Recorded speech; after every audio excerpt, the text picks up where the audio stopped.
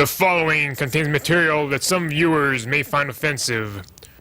Therefore, turn up the volume and sit closer to the TV!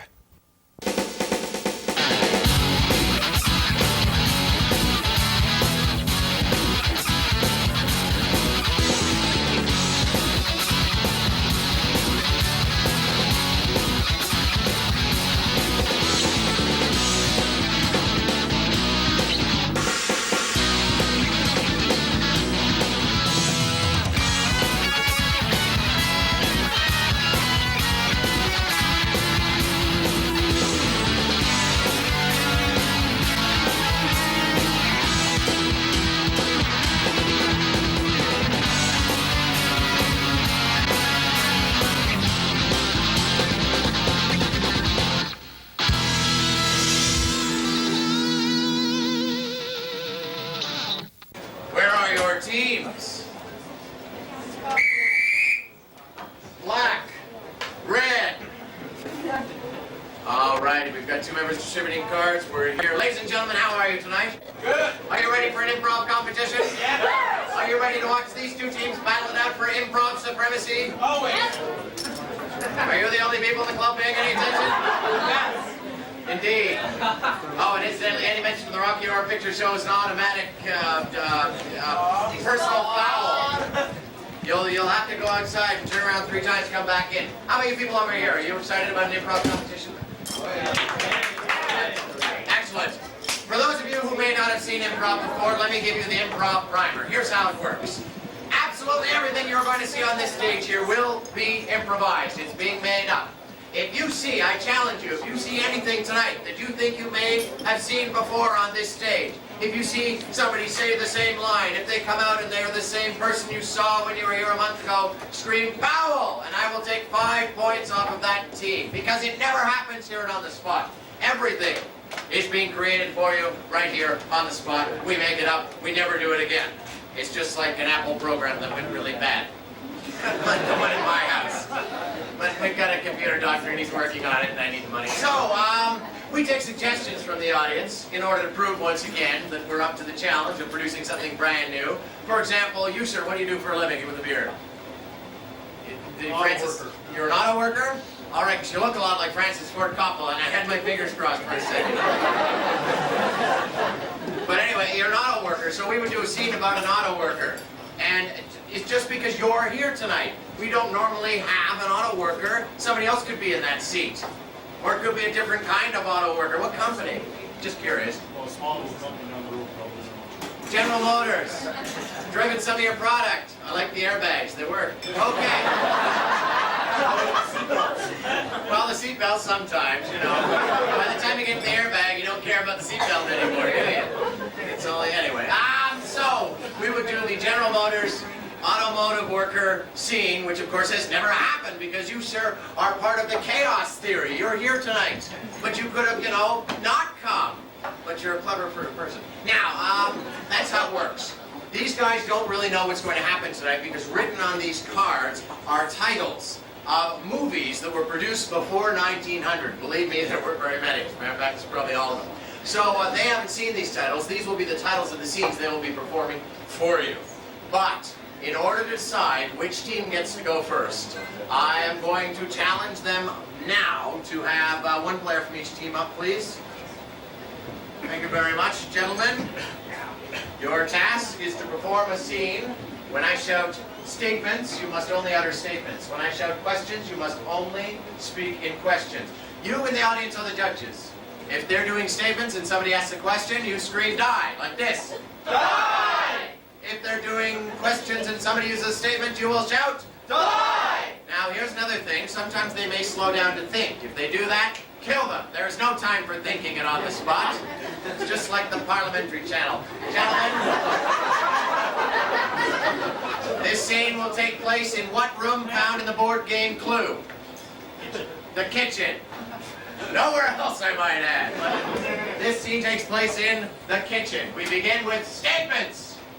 I want a glass of water. The glass of water is here. That was nice of you. What Questions. are you making? Do you want a cucumber sandwich or a peanut butter and jelly sandwich? Do you remember what happened the last time you made crudités? How can I forget? Statements. That's how we lost 3 of my siblings. I'm glad we lost your siblings. You poisoned the water. Yes, I have. That's mean of you. Question. Don't you know I'm your evil stepfather? Why were you wearing a mask?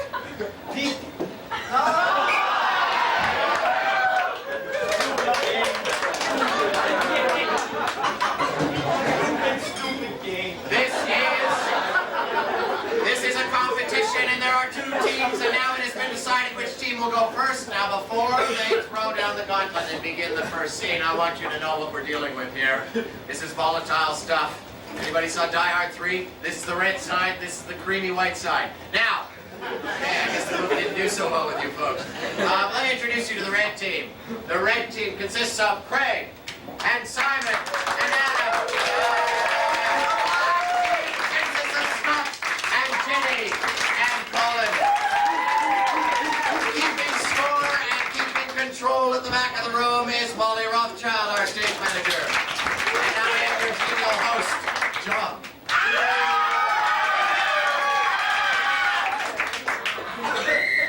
It took too long to get out to get you under control. Anyway, the red team has control. I'm going to run out into the audience because I picked on you, sir. You get to pick the very first card and read it aloud. Remember, these are titles of movies produced before 1900.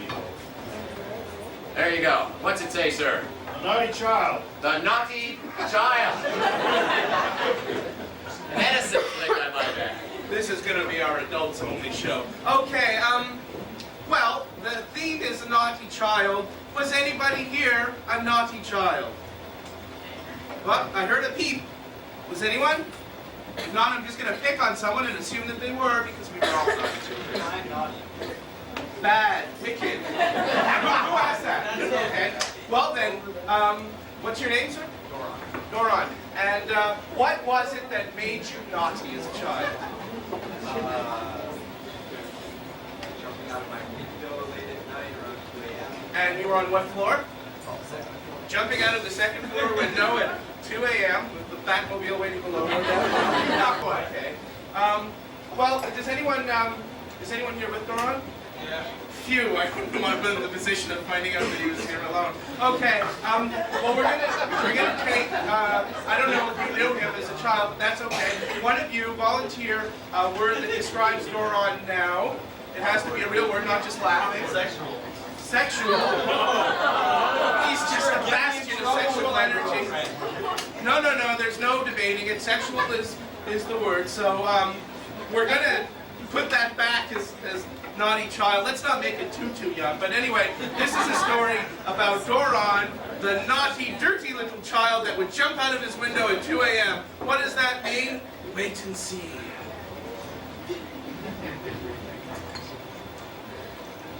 Hello, I'm Sigmund Freud. I had the most interesting case the other week. As you know, I've been in very much controversy over my series that children are highly sexual beings. The only person that believes me is Dr. Ruth Westheimer. And she talks a lot like me. Maybe it's the accent. But anyway, my series were proven to be true in this case. The case of Doron, the naughty child.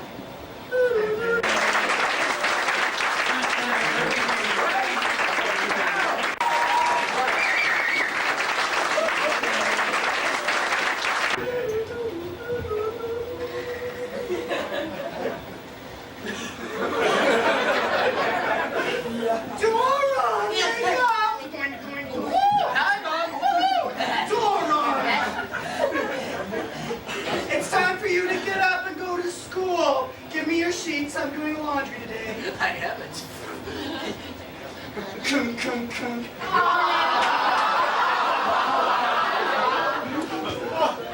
You get dressed and get down and have something to eat before you go to school. All right. You use up a lot of energy at night.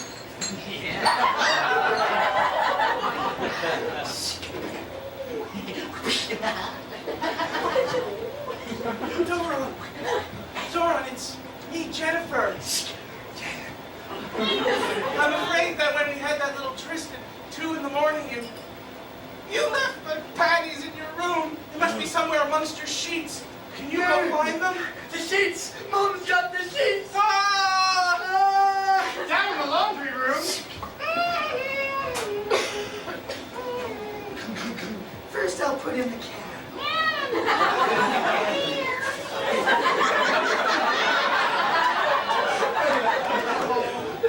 There you go. Yes, Doron? I think Dad wants you upstairs. You just came down to the laundry room because I do the laundry in my negligee. So you do. This is very upsetting to me. You haven't talked to the doctor, haven't you? Yes, I have. Okay, because your father's worried that you want to kill her. Is he? Yes, just don't let that happen. Of course not, Mom. Okay.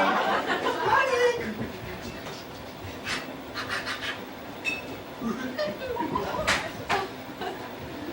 Later, outside.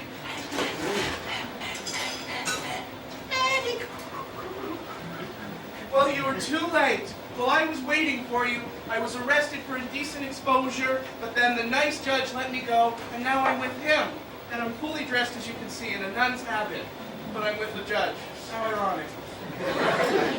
Sorry it took so long. I want you to hold on to that underwear, Doron. I want you to think of me every time you press it to your face. And remember the fun we had at 2 in the morning in your bushes. Goodbye. Goodbye. Well, today is the time for Doran's last appointment with me. I've been telling him to do much therapy, including self-flagellation and thinking of baseball. We'll see what happens. Hello, Doran. I've just been talking to the studio audience. You're my national TV for your last session. You didn't know we was at here, did you? No, I didn't, but frankly, it excites me.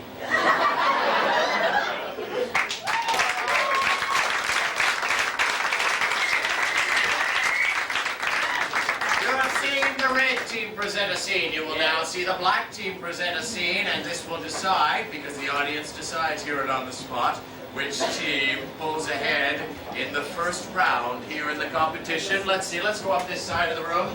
No one can see what's written on these cards. Remember, they are real titles. You, ma'am, how'd you like to pick one of those out? Read that for us. Man transfigured by many hats. Man transfigured by many hats. Man transfigured by many hats. That is the title of this scene. And not only is the title of the scene Man Transfigured by Many Hats, but can someone please tell me, in this scene, what is the dominant emotion of one of the characters? Balding. What was that? Balding. Balding.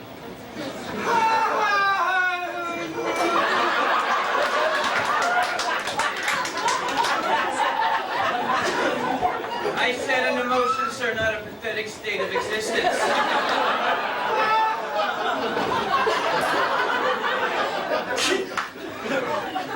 Can I have an emotion? Shame! Frustration. I heard before shame, and there is no shame in being bald. But it is fucking frustrating. Okay, so the title, once more, what is that title? The title is The Man Transfigured by Many Hats, and one of the characters has the dominant emotion of frustration in this scene. Oh, my first day at the night show. I'm so excited. Oh, I've never had a job before.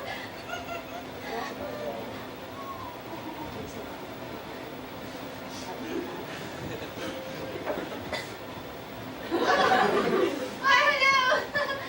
Would you like to buy that hat? Yes, I think I would like to buy this hat. Oh, what's that over there? Why, that's a lovely lace bonnet for parade. Oh, I'm sorry. Did you only see a man in here? He was allowed to buy that hat. Yes, I think he went in that direction. Why, he didn't steal the hat, did he? Oh, yes, I think he did. In fact, that's him right by the door. Run, get him. Oh, no. And it's my first day. I better go after him.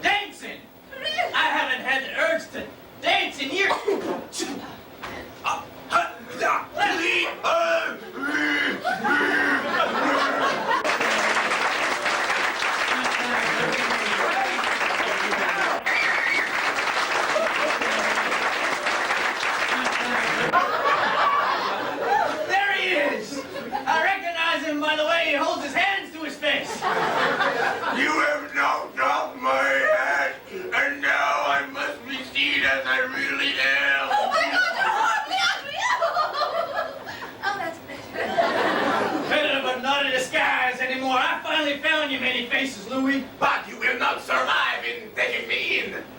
It's a beret I am wearing. Well, I'm not surprised that actually you've traveled many continents, and I've traveled many continents after Antarctica, North Antarctica, South America, North America, Europe, Asia. Were you in ginseng? I was for a while. You can't arrest this man. Why, he's everything I need to sell my hats. Why, I'll just put you in the window. Here. And what a fun life I will have. Now, wouldn't you buy a hat that made you look like that? Now that you mention it, I would. Maybe it would change my life too. Well, Many Faces, Louie, it seems you found a home. But you gotta promise me you're not gonna roam. That's starting to annoy me. You gotta promise me you're not gonna roam from place to place, robbing cash registers. I promise I will not run from place to place anymore.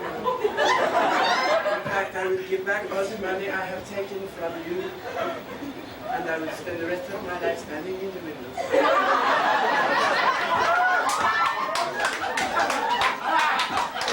Well, that is good news. I'm gonna leave you two, and I know you'll be happy. Oh, thank you, Detective, thank you. By the way, can I get a new sheriff's hat? Why, sure you can. You're under arrest. Look, I hate when you do that.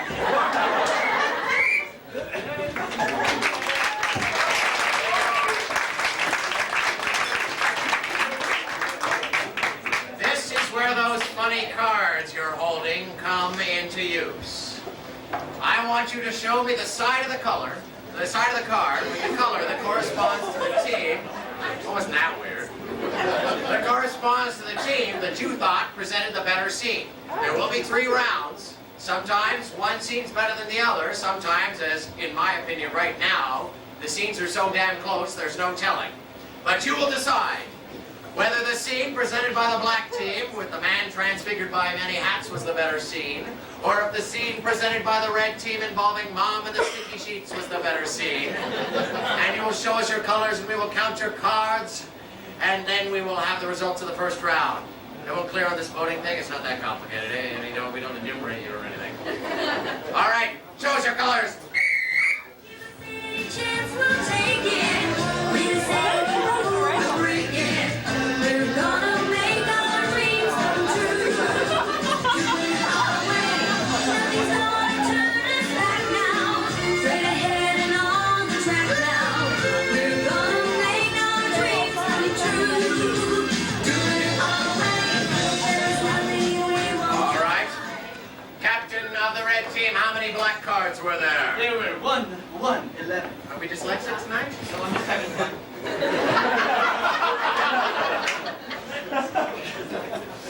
And captain of the red team, how many black cards were there? Well, as you so astutely pointed out, it was very close, and there were 31.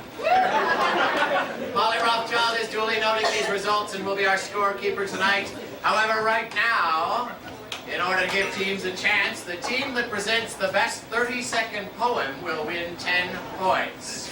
The first team to go will be the red team. The subject for a poem presented by one member of the red team will be what? Penguins.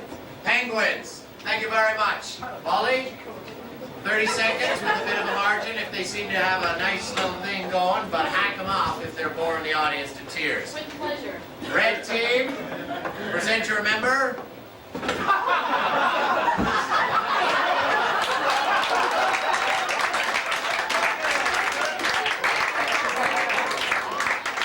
That was really cocky of me. Okay. Penguins! I often sit and listen to the clock tick and think to myself, I wish I was in the Arctic. Wish I could enjoy a penguin so flabby. They don't bicker, but they're really quite gabby. They huddle in the cold, they freeze in the night. They're black and they're white and it fills me with fright. They cannot fly, I ask myself why. Penguin, you fly or you're going to die. Can't you see there's a thunder in the sky? The ozone is opening, dangers all around. And penguin, just makes that waddling sound. Penguin, fly! Time.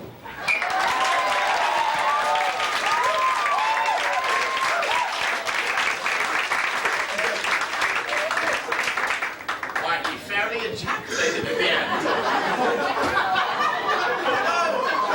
No, I swear to you, who's read Sir Arthur Conan Doyle?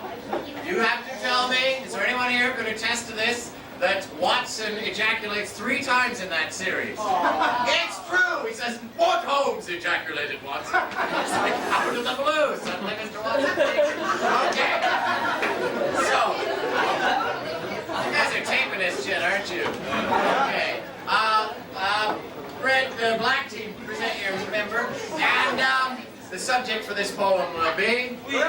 Fleas. The subject of the fleas, this poem is fleas. Your member on the stage, please. Are you ready? 30 seconds, and... They're itchy, they're scratchy, they are everywhere! Oh my goodness, there's a flea in my hair! I tried to kill it by smashing it down, and now that little flea has a big frown. It's flattened and squished, and there's blood on my floor. Next time I better seal up the door. If they come in and climb up my nightgown, then I'll have to roll around. Then I'll clean myself with a broom, because in my life there is no room for a nasty little flea that bites my skin. I think this poem is wearing thin. Time.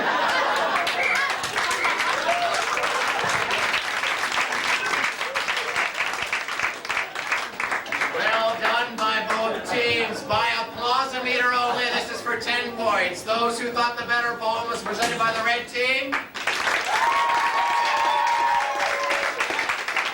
Those who thought the better poem was presented by the black team. It's close, but in the opinion of this MC, the red team gets 10